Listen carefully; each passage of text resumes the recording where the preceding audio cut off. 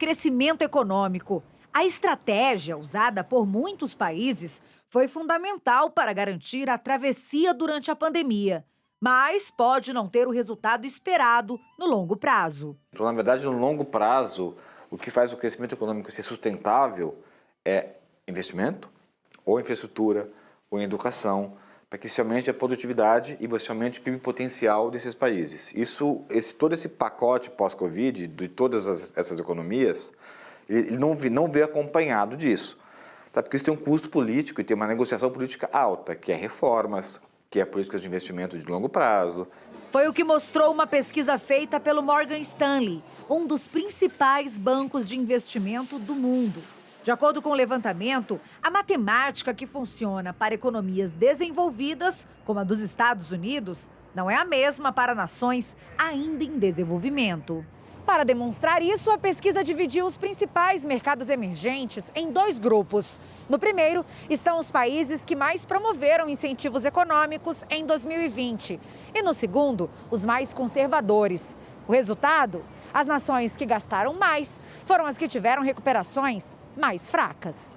Então, a necessidade de gastar mais por conta da pandemia piorou a dívida pública. Isso piora a percepção de risco. E aí, piorando a percepção de risco, o câmbio desvaloriza, gera inflação. Aí o Banco Central tem que agir, bolsa cai e esse pacote todo gera menos crescimento econômico. Segundo o Morgan Stanley, o Brasil está entre os mercados emergentes que mais injetaram dinheiro na economia, junto com as Filipinas e a Hungria. Cada uma dessas nações gastou pelo menos 16% do produto interno bruto em estímulos, incluindo novos gastos do governo e compras de ativos pelo Banco Central. De acordo com a pesquisa, para estes países, os efeitos colaterais, como maior inflação, desvalorização da moeda e aumento da taxa de juros, são maiores. Após a pandemia, você vai ter um período de mais inflação, mas um patamar de dívida PIB mais alto do que pré-pandemia. Então, para você ajustar as contas públicas, vai demorar um tempo. Isso politicamente custa.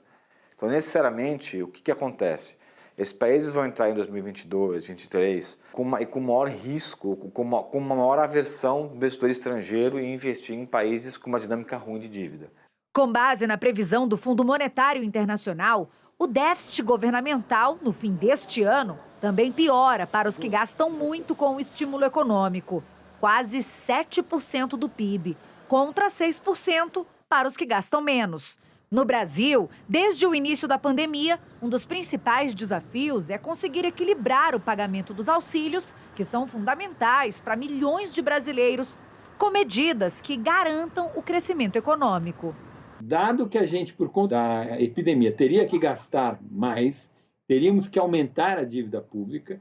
Para que nós não tivéssemos efeitos colaterais, nós teríamos que, simultaneamente, aprovar um pacote de medidas que sinalizasse que, ao longo do tempo, lá na frente, essa dívida pública iria reduzir.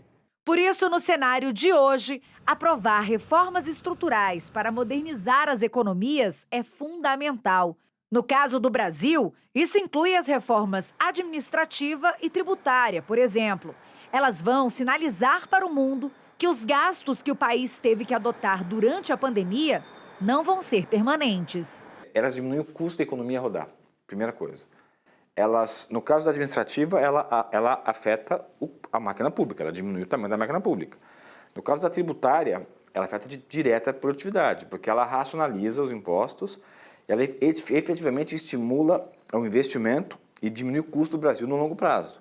Então, do ponto de vista de empresário, fica mais racional, mais barato e mais produtivo investir no Brasil. Para este economista, o Brasil só vai conseguir garantir o equilíbrio nas contas e um crescimento real a médio e longo prazos quando passar a tratar com urgência o que é prioridade: as reformas econômicas.